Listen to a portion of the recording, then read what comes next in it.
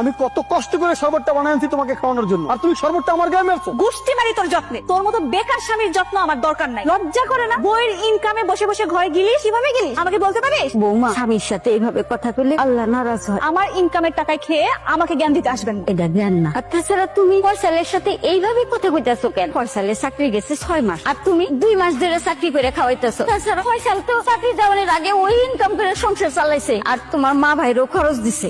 কি আমার মা ভাইকে নুন পানি খাওয়ানোর খোটাও দিচ্ছে? আমি যে এই 2 মাসে তার থেকে বেশি কিছু করছি আপনাদের জন্য। ভাবি, তুমি কিন্তু আমার মার মুখে মুখে তর্ক করতেছো। তুমি কিন্তু বেয়াদবি করতেছো রীতিমতো। তোমার বাপের বাড়ি থেকে তোমার শিখাই দেয় না শ্বশুর শাশুড়ির সাথে কিভাবে ব্যবহার করতে হয়? তাছাড়া আমার মা ভুল কি বলছে? আমার তো অতীত কথাই বলছে। তুমি বাড়াবাড়ি বেশি করতেছো। আমি আবার বেশি করতেছি না? ভাবি, তুমি আমার থাপ্পড় মারলা। আমি খারাপ কি বলছি তোমারে? এত পাতলা পাতলা কথা বলতেছিস কেন? এক গালে মারছি না, আর একটা কথা বলে আরেক গালে খাবি। তুমি কিন্তু অতিরিক্ত করছো, এগুলো সহ্য করা সম্ভব না। তোমার মতো বেকার কেউ আমার পক্ষে সহ্য করা সম্ভব না। মানে কি? মানে 24 ঘন্টার মধ্যে যদি তুমি চাকরি জোগাড় না করতে পারো, তোমার মতো বেকারের সংসার আমি করবো না। আমি তোমাকে ডিভোর্স দিব, আর আমার ইনকামের টাকা দিয়ে তোমার মা বোন সবাইকে আমি খাওয়াইতে পারবো না। এটা আমার সাফ কথা। বউ, তুমি এটা কি বললা? আমাকে ডিভোর্স দিবা? যা শুনছো ঠিকই শুনছো। তোমার মতো স্বামী রেখে যদি আমার ইনকাম করে খেতে হয়, তাহলে তোমার মতো স্বামী আমার দরকার নেই। আর তোমাকে যদি আমি ডিভোর্স দিই, অ্যাটলিস্ট আমাকে না খেয়ে থাকতে হবে না। না খেয়ে থাকলে তুমি থাকবা, তোমার মা বোন সবাই থাকবে। বৌমা, এইসব তুমি কি কইতাছো? ঠিকই বলছি। 24 ঘন্টা সময় দিয়েছি আমি আপনার ছেলেকে। এই 24 ঘন্টার মধ্যে যদি 1 মিনিটের দিক সেদিক হয় না, আমি ওকে ডিভোর্স দিব। ডিভোর্স দিয়ে আমি এই বাড়ি থেকে চলে যাবো।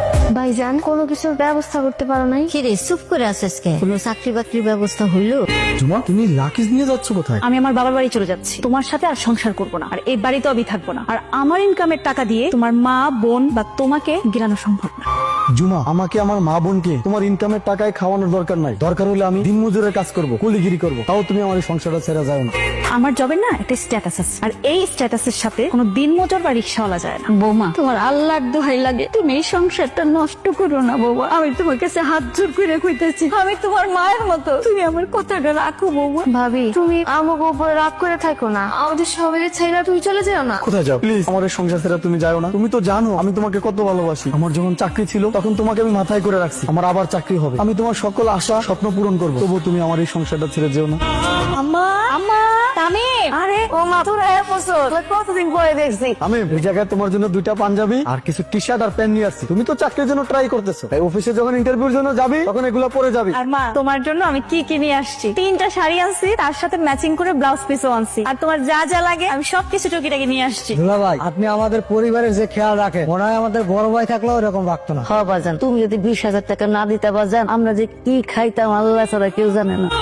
কি ব্যাপার, তোমাকে এত বিধ্বস্ত লাগতেছে কেন? আর তুমি এই টাইমে অফিস থেকে বাসায়? কি হয়েছে? ভাইজান, তুমি চুপ করে আছো কেন? কি হয়েছে? ও বাজান, মায়ের রেখো, কি হয়েছে তোর? তোর এমন দেখা যাইতেছে কেন? মা, আমার চাকরিটা চলে গেছে।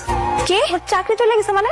আমি অনেক চেষ্টা করছি, কি থেকে কি হয়ে গেল আমি বুঝতেই পারলাম না। তাহলে তাহলে এই সংসার কিভাবে চলবে? তোমার তো জমানো কোনো টাকা পয়সাও নাই। ও বাজান, নিজেরে শান্ত কর। আল্লাহ একটা না একটা ব্যবস্থা করেই দিব। এই রিজিকের মালিক আল্লাহ, ঠিকই ব্যবস্থা হয়ে যাবে। এই সময় চাকরির বাজার অনেক খারাপ মা, তার উপরে আমাদের এই সেক্টরে চাকরি পাওয়া খুবই কঠিন মা, খুবই কঠিন। ইংরেজি কি করবো? মা, আর কোনো টেনশন নাই। আমি যে কোম্পানিতে সিভি জমা দিয়েছিলাম ওই কোম্পানিতে আমার জব হয়ে গেছে। আলহামদুলিল্লাহ। কি বলো, তোমার সত্যি সত্যি চাকরি হয়ে গেছে? হ্যাঁ, আর খুব বড় কোম্পানি, স্যালারিও খুব ভালো। ভালোই হয়েছে। আসলে আল্লাহ খুবই মহান। আমি তোরে কইছিলাম না একটা ব্যবস্থা হইবই। আপনার এত তেজ কেমনি হইলো?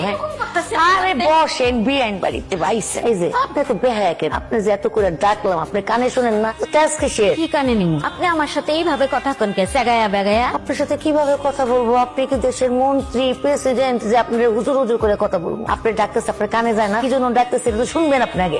কি কইবেন কোন? আপনি যদি কিছু মনে না করেন, আমার পাউডার একটু টিপ্পা দেন, অনেক ব্যথা। কি কইলেন আবার কোন? তো পাউডার টিপ্পা দিতে কইছি। আরো জোরে কমু, পাউডার টিপ্পা দেন। আমি টিপুম আপনার